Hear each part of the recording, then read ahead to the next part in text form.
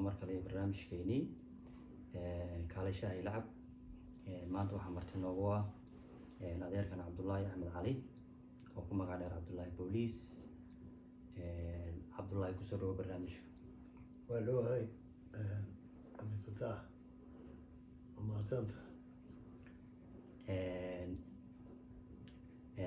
عبد الله حرمنا إن متقنا مركوات مرشد الصوماليات هذا بالإسبرتيد بالوحير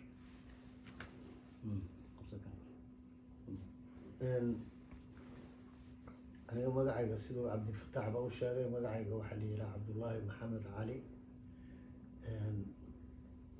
waxaan dhashay sanadkii sidaan filayo 1946 waxaan ku dhashay baadiyaha Dhuusamareeb aniga hooyaday waxay ku dhalatay maaragtay wareera dadka caabud waaqay ku dhalatay aniga aabahayna Dhuusamareeb buu ku dhashay aabahay anigoo yar oo 2 sano jir u dhintay hooyaday waxay 1957 ay anigoo 10 jir waxay keentay xamar muqdisho ay keentay kabacdina baadiyaha u noqotay baadiyaha ay ku dhimatay sanad kabacdi Allah yarxamo anigoo markaas la keenay waxaan xusuustaa dadku waxay yiraahdaan geel 2 jir soo wada mar anigoo reer baadiyaha xaafadda Wardhigley baa la keenay marka dhalinyarada waxaan u raacay badda meesha la yiraahdo geeliq aan u raacay anigoo dabaalna ma aqaan waxaan arkay on meeshii badiyo la gelayo isku tuurtuurayaan marka aniguna aanoo dabaal aqoon dabaal ma taqaanid iyo waxaas midna ismalayn sida u galeen inaan galaan rab nasiib wanaag meel taagoo ka sokaysa waxay leedahay meel cagaar oo lagu oo maartay biyo cagaar u yeeleen oo lagu sidbado meeshii aan ku sidbaday markaan sidbadayna waa dakhramay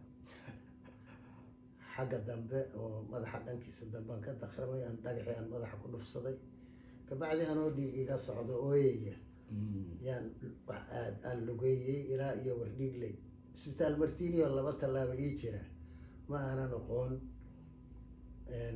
oohintii waxaan ku tagay Wardhigley marka Wardhigley Wardhigley tagay adeerkay markaa waan la joogay darmaan ninka la yiraahdo marka baabuurta waxa lagu qori jiray darmaan xorriyadda weli lama qaadan baabuurta afis lagu qori jiray afis amministrazione amministrazione fiduciaria italiano Soomaal baabuur saas u watay baabuurkii igu soo qaaday isbitaal Martiini la keenay meeshii baa la iga tolay isbitaal Martiini kabacdi baabuurkii markaan soo galaan haddana far isaga xiray adeer waxana qaw questo boscaglioso waxa soo maarkay kabacdi aniga iskool baa la igu daray preparatory iyo primo waxa ka galay Wardhigley iskoolka Wardhigley kabacdina secondo elementare waxaan ku dhigtay Bondere terza elementare waxaan ku dhigtay meesha la yiraahdo Afgooyi oo quarto iyo quinto waxaan ku dhigtay muxuu ahaay iskool Xamar Jajab kabacdina waxaan galay iskoola media inferiore markaas iskoola hadda bartamaha loo yaqaano kaas kaliyaaba ka jiray bartamaha kaas kaliyaaba ka jiray marka dad badan oo hadda madaxa yaan isla dhigan jirno haddaba qaarna ay dhinteen qaarna ay nool yihiin dadkii aan isla dhiganay iskoola media waxaan ka xasuustaa Abdullahi Ahmed Afrax Daahir Cabdulle Bibi Qalif Dooro Maxamed Bootaan oo maaragtay farshaxanka iyo qayba sawirka oo inuu dhintaan u malaynaya adigu kabacdi kalaaska terso markaan terso media inferiore aan dhiganay anoo weli dhamayn waxaan galay askar police baan galay aan qortay wala ii qoray maaragtay iskoola polisiya waxaan ku galay maaragtay kuruudkii sanad ku ahaa 1964 lixdan afarta booliiska qorata baan booliiska qortay kabacdi 1965 markaan kurud ka soo baxay sheelare meel la yiraahdo ama birimadka booliiska halkaasaa la geeyey 7 bilood markaan joogay oo la arkay nin arday oo wax yaqaano iskoolda soo dhigtay inaan ahay waxaa laygu celiyey iskoola bolisiya 1 sano oo markaas dambi baaris iyo sharciyada baristeeda aan 1 sano kusoo dhamaystay markaan soo dhamaystayna waxaan la ii bedelay saldhigga Afaridood sanadkii 1967 saldhigga Afaridood baa waxaan ka noqday dambi baare maaragtay 67 68 69 gacanku wuxuu dhashay anigoo halkaa maaragtay ka ah dambi baare kabacdi 70kii waxaa la ii bedelay meesha saldhigga booliiska Elder halkaasoo maaragtay anigoo ah kaaba judiciary ama madaxa baarista dambiyada 71 halkaa waxaan ku qaatay 2 alifkii ugu horeeyey 76 aniga iyo waxaan dhihi lahaa 72 aniga iyo 6 kale waxaa naloo qaaday dalka Talyaaniga meel la yiraahdo Palermo oo gobolka Sicilia magaalo madaxdeeda halkaas waxaan baranayna waxaan la geeyay iskoola polizia judiciary halkaa aniga iyo nin kale waxaan baranaynay investigation waxa la yiraahdo ama baaris saddexna waxay baranayeen kala saarista faraha waxaa weeye classificazione maaragtay impronto digitale waxa la yiraahdo afka Talyaaniga nagu waagaas dee wax lagu ma jirin af Soomaali ma qornayna af Talyaani baa maaragtay luqadda officialka oo la isticmaalay afka Talyaaniga ahayd ama wax kusoo dhiganayba saddexna waxay baranayeen sida faraha loo kala saaro mid wuxuu baranayay sida goobta dambiga maaragtay loo sawiro midna wuxuu baranayay sida muqaadaraadka maaragtay loo baaro adigu maxaad soo baratay anugu baaristan dambe wax la yiraahdo investigation wax la yiraahdo bartay dambiyada say u dhacaan kabacdi markii aan soo noqono aan soo dhamaysanay kooraskii CID xamar baa maaragtay aan maaragtay su'aal aad u muhiim ah dadka Soomaaliyeedna ma taqaanaa indhahoodu aad ugu soo jeedaan arrinkan wuxuu khuseeyaa arrinka ma taqaanaa kufsiga sida loo socono kufsigu aad buu hadda u soo batay horta intaan su'aasha tooska aan u gelinin horta kufsigu weligii dadka Soomaaliyeed masaan ugu badnaa oo rag waxbay kufsan jireen mise hadda meediyaha baa keenay ma taqaanaa in la soo bandhigo si kooban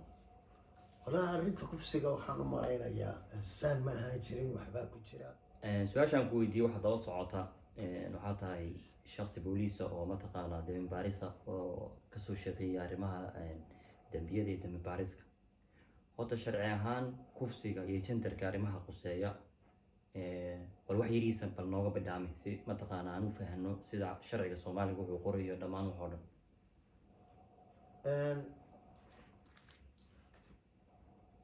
dowladda Soomaaliyeed sharciyada ay isticmaasho oo waxay u badan yihiin 3 sharci waa ka badan yihiin laakiin markaa 3 waxaa xeerka ciqaabta xeerka habka ciqaabta iyo xeerka nabadgelyada xeerka habka ciqaabta asagu waxa weeye siday booliiska iyo xeer ilaalinta iyo maxkamaddu u wada shaqayn lahaayeen booliisku qayb buu ku leeyahay xeer ilaalintu qayb bay ku leedahay maxkamadduna qayb bay ku leedahay waxaa soo haray xeerka ciqaabta xeerka ciqaabtu laba u kala baxaa dambiyada guud ahaan oo iyagu sheegaya maaragtay dambiyadu siday u kala baxaan macnaha dambi kas ah dambi kama ah iyo dambi muxuu ahaye kaas oo eka dambi muxuu ahaye culus dambi fudud dambi la isku dayay mid la dhamaystiray muxuu ahaye dambi maaragtay wadar lagu galay dambi muxuu ahaye lagu noqnoqday adigu maaragtay qaybina waxaa la yiraahdaa dambiyada qaas ahaan oo maaragtay reati particolari baa la yiraahdaa kaasi wuxuu sheegayaa qofkii waxaas iyo waxaa sameeya waxaasaa lagu ciqaabaa, qofkii waxaas iyo waxaa sameeya waxaasaa lagu ciqaaba, qofkii waxaas iyo waxaa sameeya ciqaabtaasuu leeyahay buu leeyahay. si fiican. marka waxa weeye waxay ka mid yihiin qodob sharciga xeerka ciqaabta dembiyada galmada waa ku qoran yihiin oo yaan dhawad maxkamadda la keena baarlamaanka la horgeynayo. anigu waan yaabay markii maaragtay ay guddoomiyeyaasha baarlamaanku ay la yaabanaayeen. waxaan kaloo la yaabanaa sababta markii horeba loo keenay maxkamadda waxaan dhihi lahaa baarlamaanka. sababtuna waxaa weeye waxa kani waa wax ku qoran xeerkan aan isticmaalno oo muxuu ah xeerka habka ciqaabta ee soomaalida ma xeerka ciqaabta soomaaliyeed bay ku qoran yihiin waxa kani. ma iskeenayaan oo maxaa ku qoran? waxaa ku qoran diinta islaamka ma waxaa ku qoran qodobka 398 waa kufsi. qodobka 399 faraxumayn baa la yidhaha. faraxumayn maxay tahay? kufsigu waxa weeye macnaa galmaa timid. faraxumayntuna waxa weeye waa galmo oo xoog lagu sameeyo wey. faraxumayntuna waxa weeye waa xoog laakiin galmadii ma imaano meelo soke baa maaragtay wax lagu dhamaystay oo iyadoo xooga. waxaa kaloo jira qodobka 400 waxaa la yidhaahdaa faraxumayn waayo kufsi oo isaguna yaa iskufsaday.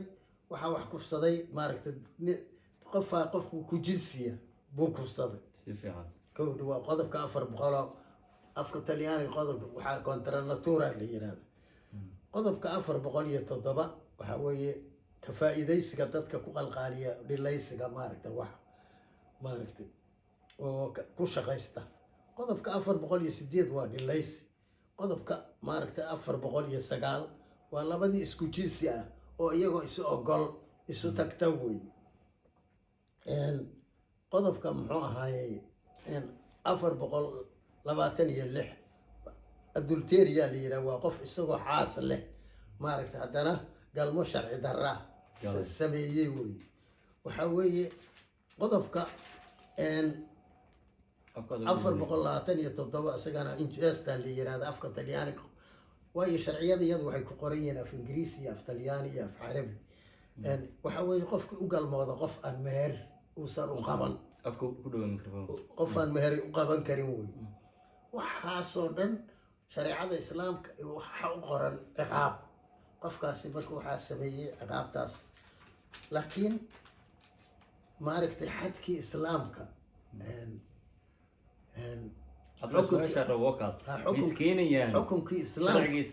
xukunkii islaamku uu qori lahaa uu xadayn lahaa maaragtay ma aha. sababtoo ah kasoo qaad waxaad soo qaadataa qofka isagoo xaas leh muxuu ahaye galmo sharci daraa gala. diinta islaamku dhagax bay ku dilaysaa. halkaana waxay u dhigaysaa ciqaab yar. ciqaabtaasi waxaa weeye 1 sano ilaa 2 sano oo xariga. kow muxuu ahaye kufsiga waxa u dhigaya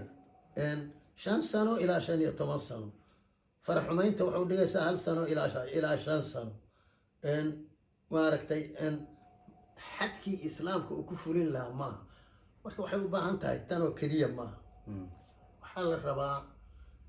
sharciyada tan waxaa saxiixay aadan waa kuwii la dhigay 60kii aadan cabdullaahi kismaan, cabdirasaaq xaaji xuseen iyo ninka ligi waxaas aad ku saxiixan sharciyadaas iyo cabdirashiid cali sharmaarke baa ku saxiixan. oo lama bedelin waxaa la rabay sharciyadaas 60 sanaa laga joogaa waagii. 60ka isagoo intaa wasiiraha soo marayo laleeyahay wasiirka cadaaladda, wasiirka arrimaha diinta qaabilsan, waxaasoo dhan waxaa la rabay in inta loo yimaado maaragtay oo dadka loo yeero muxuu ahaayey shareecada islaamka wax ka yaqaan iyo kuwa kale inta loo yeero qodob loo xeerka ciqaabta wuxuu ka kooban yahay 565 qodob. xeerka habka ciqaabtuna 288 uu ka kooban yahay. inta hal loo fiiriyo oo laysu yimaado oo ragga fiqiga yaqaan islaamka iyo ragga muxuu ahaayey iyaguna sharciyada kale soo barta laysu yimaado la waafajiyo shareecada islaamka intaanoo keliya galmada maaha waxaa kaloo loo baahan yahay in shareecada la warasho xeerka tuugada islaamka wuxuu leeyahay gacan goyn xeerkaana wuxuu leeyahay 481 ciqaab buu dhigayaa maahane wax gacan goyn la yiraa ma qorayo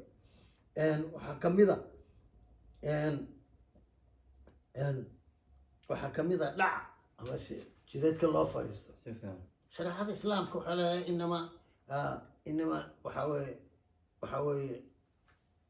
shareecada islaamku waxay leedahay inamaa jazaau aladiina yuxaaribuuna allaha warasuulah wayascuuna fi lardi fasaada an yuqataluu aw yusallabuu aw yunfuu min alard waxa weeye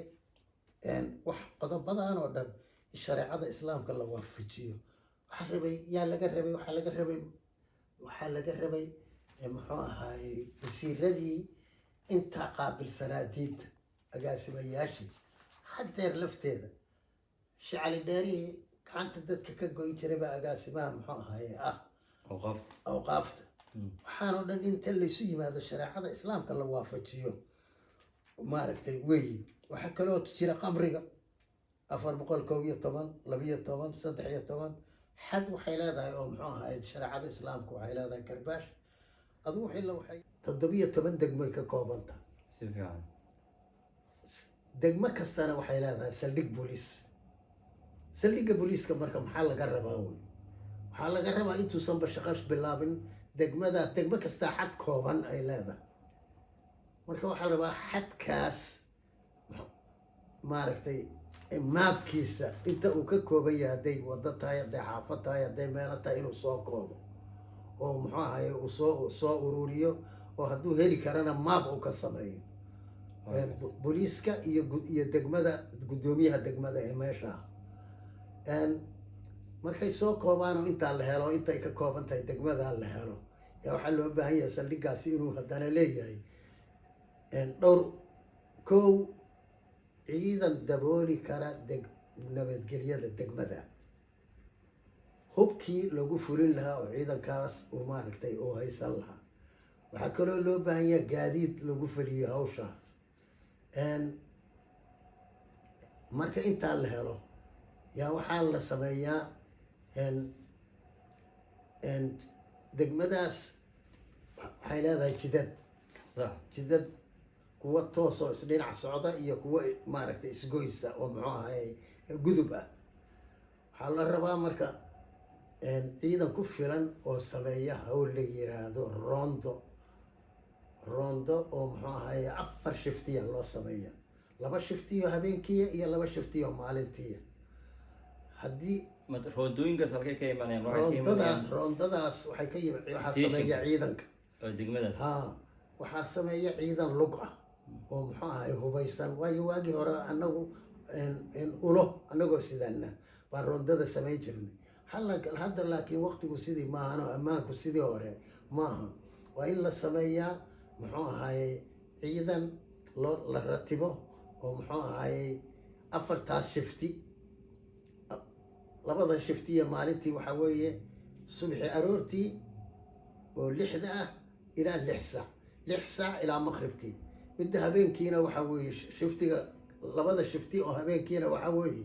6 saac oo habeennimo 6 saac oo maqribnimo ilaa 6 saac habeennimo 6 saac ilaa waagu ka baryo 4taas shifti oo sidaa isu dhaafaya oo maxaa la samaynayaa kuwa lug ah oo muxuu ahaye 5 isla socdo hubkoodii sita oo dariiqyada mara oo xaafadaha mara oo muxuu ahaye iyo baabuur iyaguna wareega oo muxuu ahaye aan ka yarayn stationkiiba 10 baabuur ama 12 baabuur oo muxuu ahaye 6 baabuur ama ay muxuu ahaye ciidan saaran yihiin oo wareeg sameeya muxuu ahaye iyo muxuu ahaye iyo ciidankaas iyaguna lugta oo meel saldhig meelkatay jidadka iyo xaafadaha iyo meel walba loo ratibay waxaan hadda xamar ii muuqata ma arkaysid wax la yiraahdo roondo wareegaysa oo ama baabuur ku wareegaysa ama lug ku wareegaysa haddaanay jirin marka roondo sidaa u wareegta wax jira oo amniga oo la sugay haba yaraatee ma jirto. cabdullahi waxaan ku su-aalaya oo kale iisu waa kuu wadaaya haba yaraatee nabadgelyo la sugay haddaan roonda jirin. waxaad arkaysaa booliiska, waxaad ku arkaysaa xamar waxay joogaan isgoysyada taraafika iskale maaha shaqadiisa lagu sugayay amniga hawshii taraafiko. waxaad arkaysaa isgoysyada qaarkood kuwo qayilayaba oo iska fadhiyo maaragta xagga dhinaca. haddaad tagtid isgoyska hodon dhinaca guriga shaqaalaha ma aadi kartid, waa lagu celinayaa halkaasi fadhiyaan. haddaad tagtid meedka howlwadaag sidoo kale xagga dabka ma aadi kartid. marka mana aha taasi shaqadii booliiska. shaqada booliisku waxa waaye roondo. haddaan roonda jirin wax jira lama arko. waxaa kaloo jira dadku canshuuray bixiyaan, dadweynaha canshuur baa laga qaadaa. canshuurta waxay ku iibsadeen in nabadgelyadooda la sugo kowdha oo bay ku iibsadeen. marka arrintu marka maaha tagoog waxaa la yihi muruqa kala bax iskana tuur bay noqonaysaa. marka waxaa kaloo jira tagoog muruqa kala bax iskana tuur. waxa weeye wax haddii waxaad is leedahay meeqa ciidan ayaa ku filan magaaladoo dhan guud ahaan iyo degmadii waa 17 degmo, halkii degmaba meeqa ciidan ay u baahan tahay iyo meeqa baabuur roondaa bay u baahan tahay is leedahay? waxa weeye waxaan is leeyahay saldhigiiba wuxuu u baahan yahay ilaa 200. wax Soomaalidu waxay tiraahdaa matayaa la adeegsadaa mase tiro, si loo helo ciidan dabooli kara oo loo ratibi karo roondo. saldhig kastaaba wuxuu u baahan yahay ilaa 250 oo ciidana. wuxuu u baahan yahay ilaa 10 baabuur markay ugu yaraato. waa saldhigii kasta 250 ciidan. saldhigii kasta wuxuu u baahan yahay ilaa 200 oo qori oo ay ku jiraan dabajeexyo iyo baasuukayaal ay ku jiraan. oo ciidanka muxuu ahaayey roondada oo lugeynayaan ay qaataan qoryahooda, kuwa baabuurta saaranna ay sita oo wareegayaan ay qaataan, kuwo kale oo dharcada oo iyaguna 10 baabuur. marka maxaa lagu sameeyaa wey, kuwa ciidan baa la saarayaa waa wareegayaan. marka waa ilaa 3 kun oo ciidan iyo baabuurtooda kowdha. kuwana waxaa kuwana waa lug. waxaa haddana jira dharcad iyaguna oo baabuur ku socda. intaasi markay xaafadda wareegayso ma dhici karto in wiil yari meelaha inta qof maaragta uu wax ku dilo oo aan cidina qabanayn. marka saldhig kasta markii sidaa la sameeyo waxa weeye meel lagu maaragtay hawshaasi waa sugan tahay. markaan soo qaato waxaa jirtay generaalkii allah u naxariistay xuseen kulmiye afrax oo ciidan booliisa u khudbadaynaya. wuxuu yidhi nin baa wuxuu soo gatay qaalin awra inuu rartuu rabay. qaalinkii marka waa qaalin buubaala oo alaabtii waa qaadi waayay oo maaragtay si kasta intuu yeelay uu maaragtay waa ridayaa wax kasta. markii dambe uu la hadlay qaalinkiiyo sidii qaalinka uu garanayo maaragtay hadal uu garanayo la hadlay. wuxuu yiri ama qalinkii ii keen, ama qalinku maaha waa lacag maahane maaha qalinkan wax lagu qoro maaha. rag dhegayso yiri dhegayso, ama qalinkii ii keen ama qalabkan ii qaad, isku qaylin mayne. marka waxa weeye dadka haddii shacabka haddii lacag laga qaaday cashuur laga qaaday waxa weeye waa in muxuu ahaayey waxa ay rabeen in loo sameeyo wey. muxuu ahaayey tiyaatar la waxeeyo, waxa weeye guryo qurux badan oo la dhiso oo aan amni lagu haysan. waxaa ka fiican cooshad amni lagu haysto, ka wanaagsan. kasoo qaad hadda waxaa la dhisay tiyaatarka, waxaa la dhisay muxuu ahaayey istaadi muqdisho la dhisay, waa fiican tahay. laakiinse marka tiyaatarka lagu joogo, marka lagu jiro dadku waa cabsanayaan, qaraxay ka cabsanayaan, amnigeedu ma sugna. isbartiibada sidoo kale, ama hoobiyayaal lasoo tuura, cabsiyaa markastay jirta, ilaan amnigu ma sugna. gowl waxaa kaloo loo baahan yahay booliiska wax sameynaya waxay u baahan yihiin in muxuu ahaay daryeelkooda laga shaqeeyo.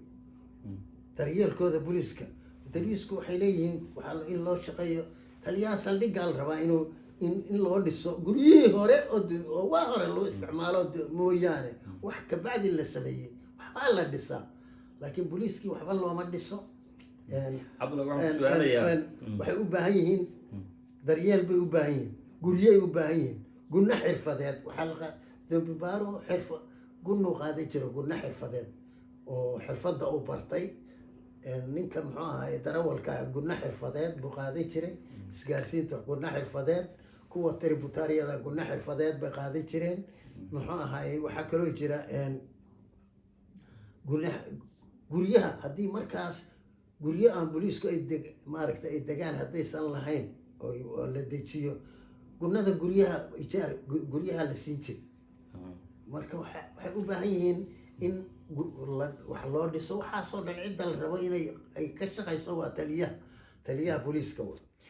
booliiska marka waxaa laga keenaa adigaa ku haystee iyadoo ay joogaan jeneraalo aan garanayo ilaa dowladdii markay duntay ilaa hadda la soo jiifay oo aan marna waddanka meel uga bixin iyagoo joogaan baa waxaa la keenayaa kuwa dibadda laga keenay oo waxa jiraba aan la socon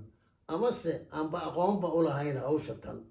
oo muxuu ahaaye ama meelo kale ama military kasoo shaqeeyey ama nabad sugid. hawshaan ilaalinta nabadgelyada raggii hore booliiska u soo shaqeeyey ee inta badan waddanka aan ka bixin ee u badan odayaashii iyo dadkii mataqaana booliiska waqti dheer waddanka joogay aan dibadda aan aadin in inta badan ay maanta yihiin howlgab shaqadiina laga wada cayriyey. hadda booliiska shaqeeya ay yihiin booliis dhalinyaro ah oo mataqaana aqoon saas u badan aan lahayn. see u aragta arrinkaas? ma arrinkaas wuxuu noqon karaa arrin siyaasadeed oo dowladda hadda joogta ay siyaasad ahaan mataqaana ay ka wado si mataqaana dhalinyaradan hawshii waxay u baahan tahay ka ofisan lahayd, mise waxay is leedahay saraakiishii hore dadkii hore booliiska usoo shaqeeyey waa howlgab oo maanta ma shaqeyn karaan? runtii booliiska wixii dhintay mooyaane booliiska badanaa ma maqal wax la ruqseeyey horta ma aanan maqal. laakiin rag fara badanoo howlgab ah way jiraan. waxaa kaloo jira wixii dhintay waxaa kamid ah ninka la yira jaamac cilmi jaamac timir ninka la yiraahdo waxaa weeye isaga iyo aniga iyo muxuu ahay nin la yiraahdo taariikhda maxaad ka haysaa jaamac guuleed jaamac fardood baan saldhigga fardood baan 67 iyo 68 iskagala shaqayn jiray. marka jaamac cilmi nin wuxuu ahaa daacada waagi dambana wuxuu ka shaqaynayay oto marka nin wuxuu ahaa allah u naxariisto jannadii allah ka waraabiyo. wuxuu ahaa maaragtay waxaan isla aruurinay aniga iyo asaga iyo nin la yira hadda dekada joogo la yiraahdo guuleed iyo nin la yiraahdo geney aadan geney oo haddeer jooga taliska booliiska isgaarsiinta jooga. nin la yiraahdo deeq waa dhintay asagu. dadkii ururiyey baan ahayn maaragtay dokumentiga dowladda faylalkii iyo iskeedayaashii dadkii meel isugu geeyey dugsare booliis baan may xarunta taliska booliiska. marka waxaa jira documentigii hadday raas kamboni joogaan iyo hadday raas caseer joogaan iyo hadday somaliland joogaan wax alla wixii ciidanka booliiska ay lahaayeen hadday faylal yihiin iyo hadday iskeedayaal yihiin waa yaalin. waxaan maqlay saddexdiinu inuu mataqaana arrinkaas badbaadiseen. saddexdiyada keliya waxaan maqlay in mataqaana taliska booliiska raggii badbaadiya aad ku jirtay uun inuu horkacay adeer jaamac cilmi jaamac dirir allah u naxariistee. waddankana dagaalo xun waqtigaas ay ka socdeen oo 92-93 ay ahayd. see idin u suurta gashay inaad badbaadisiin taliska booliiska? yaana ka mid ah raggii badbaadiyey taliska iyadoo dad meel kasta la bililqaysanayo markaan aragnay dad soo yaacay oo maaragtay mooryaano rabay inay xaashiyo unbay ka dhigan lahaayeen wax kale ma jirto. inaan qoryaan qaadanay dabadeedna waa kala irinay. markaan kala irinayna way ta soo ururinay baan meel qola ku soo ururinay wax alla wixii faylahay wixii iskeedaha booliisku dhan lahaayeen booliisku ay lahaayeen. maaha taliska booliiska keliya meesha la badbaadiyey. meesha iskoola booliisiya waxaa badbaadiyey ninka la yiraahdo waxa cabdi kaahiye oo haddaba akademiya kaahiya loogu magac daray meesha la yiraahdo CID waxaa badbaadiyey ninka la yiraahdo xasan madoobe allah u naxariisto asaguna waa dhintay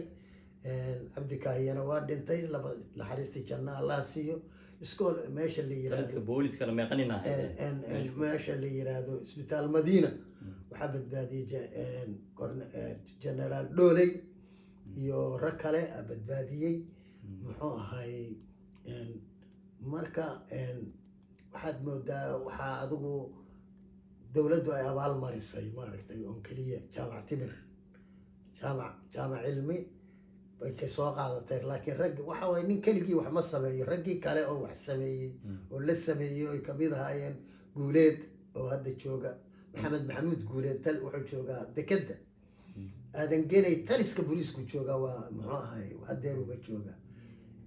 deeq nin la yiraa waa dhintay waxay u maqaalaan mar badan lagu soo weeraray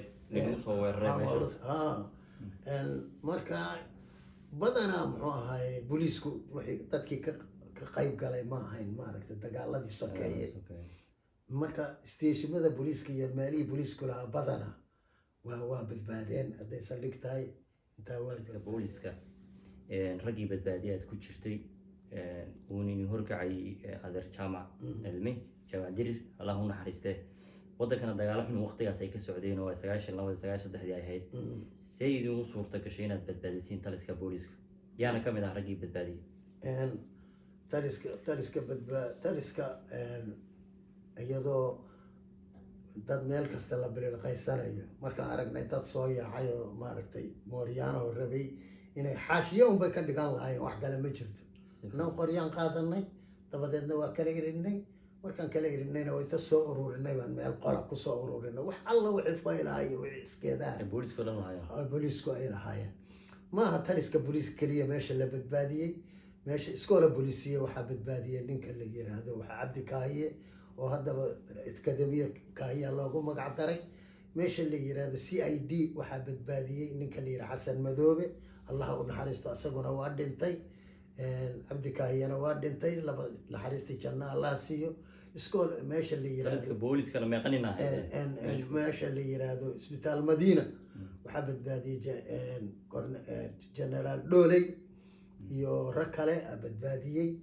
muxuu ahay marka waxaad moodaa waxaa adigu dowladdu ay abaal marisay maaragtay oon keliya jaamac timir jaamac cilmi bay ka soo qaadatay laakiin rag waxa waye nin keligii wax ma sameeyo raggii kale oo wax sameeyey oo la sameeyey oy kamid ahaayeen guuleed oo hadda jooga maxamuud guuleed wuxuu joogaa dekedda aadan genay taliska booliisku jooga waa muxuu ahay hadeeruba jooga deeq nin la yiraa waa dhintay waxay u maqaalaan mar badan lagu soo weeraray marka badanaa muxuu ahay booliisku wixii dadkii ka qayb galay ma ahayn maaragtay dagaaladii sokeeye marka isteeshimada booliiska iyo meelihii booliisku lahaa badanaa waa badbaadeen hadday saldhig tahay intaa waa badbaadeen marka waxayna u baahan tahay laakiin xarumihii waagii hore guryihii booliisku guryahay u baahan yihiin in waxa dhismaha la sameynayo